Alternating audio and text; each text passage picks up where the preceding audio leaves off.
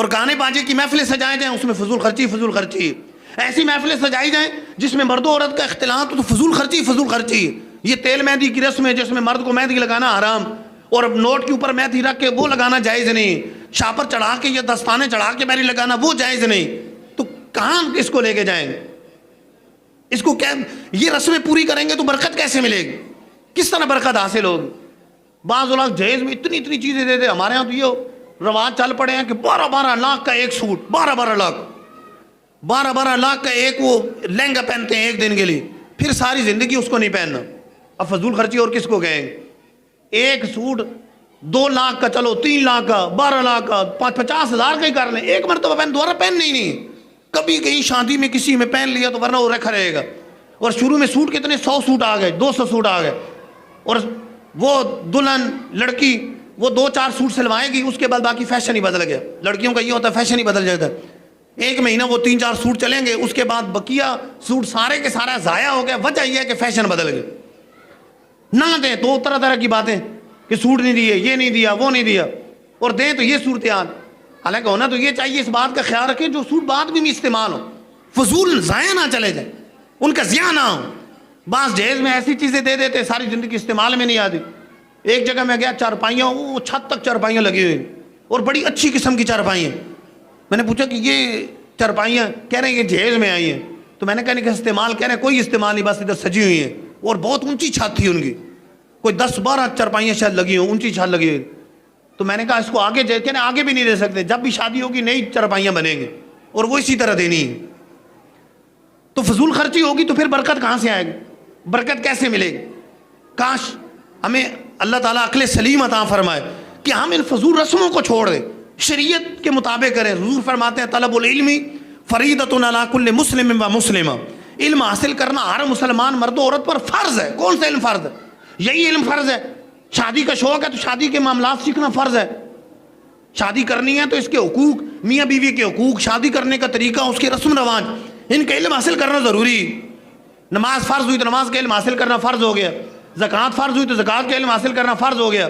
خرید و فروخت کرنی ہے تو اس کا علم حاصل کرنا فرض ہو گیا. اللہ نے اولاد عطا فرمائی تو ان کا علم حاصل کرنا فرض ہو گیا کہ ان کی تربیت کیسے کرنی. یہ نہ ہو کہ نام پتہ نہیں کس کے نام پہ رکھ دے. ہونا تو یہ چاہیے, حضور نے فرمایا کہ صالحین کے نام پہ رکھو, پچھلی امتوں کے جو صالحین تھے انبیاء علیہ السلام ان کے نام پہ, صحابہ کے نام پہ نام رکھو, نیک لوگوں کے نام پہ نام رکھو. یہ ہمیں ترغیب دلائے گی. ہونا چاہیے پتہ چلے کہ نام ایسا غلط رکھ دیا, بعد میں ساری زندگی وہ لڑکے ہی پچھتاتا رہے, بعد میں جی وہ اس کے فارم بن گئے ہیں, اس کے فلاں چیز بن گئی ہے, اب یہ نہیں ہو سکتے, اس کی صنعتیں بن گئی ہیں, اب یہ نام تبدیل نہیں ہو سکتا اور نام غلط ہے.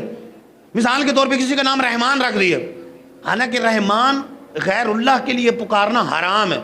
کسی کا نام رحمان نہیں رکھ سکتے, نام عبد الرحمان رکھنا چاہیے.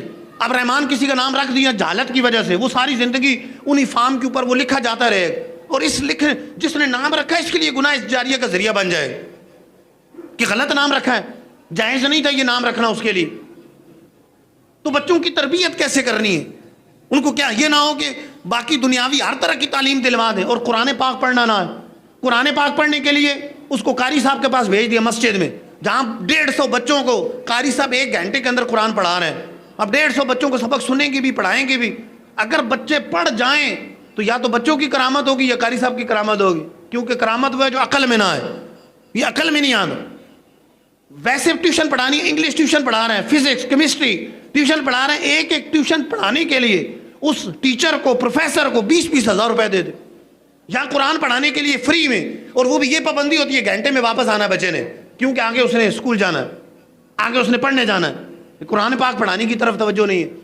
تربیت کیسے کریں؟ ہر کوئی دوسرے سے حقوق کا مطالبہ کرتا ہے. والدین کہتے ہیں بچے بات نہیں مانتے, ہمارے حق ادا نہیں کرتے.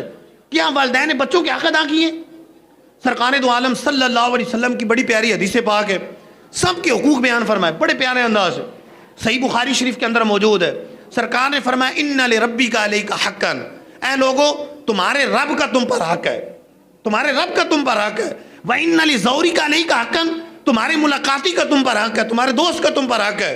وان لزوجک علیک حقا, تمہاری بیوی تمہارے شوہر کا تم پر حق ہے. اگر تم بیوی ہو تمہارے شوہر کے تم پر حقوق ہیں, اگر تم شوہر ہو تمہاری بیوی کے تم پر حقوق ہیں.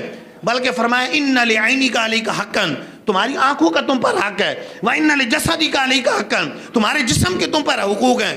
آخر میں فرمایا فَآتُوا كُلَّ ذِي حَقٍّ حَقَّهُ، ہر ذی حق کو اس کا حق ادا کر، ہر ذی حق کو حق ادا کر۔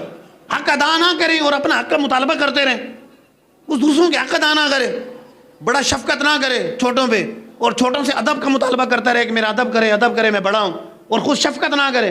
ہمیں تو یہ فرمایا کہ جو بڑوں کا ادب نہیں کرتا، چھوٹوں پہ شفقت نہیں کرتا، وہ ہم میں سے نہیں ہے۔ دونوں کے حقوق بیان فرمائے، دونوں کے حقوق بیان فرمائے۔ بڑے کا بھی ادب کرنا ہے، چھوٹے کا بھی ادب کرنا ہے، چھوٹوں کی تربیت کرنی، بچوں کی کیسی تربیت کرنی۔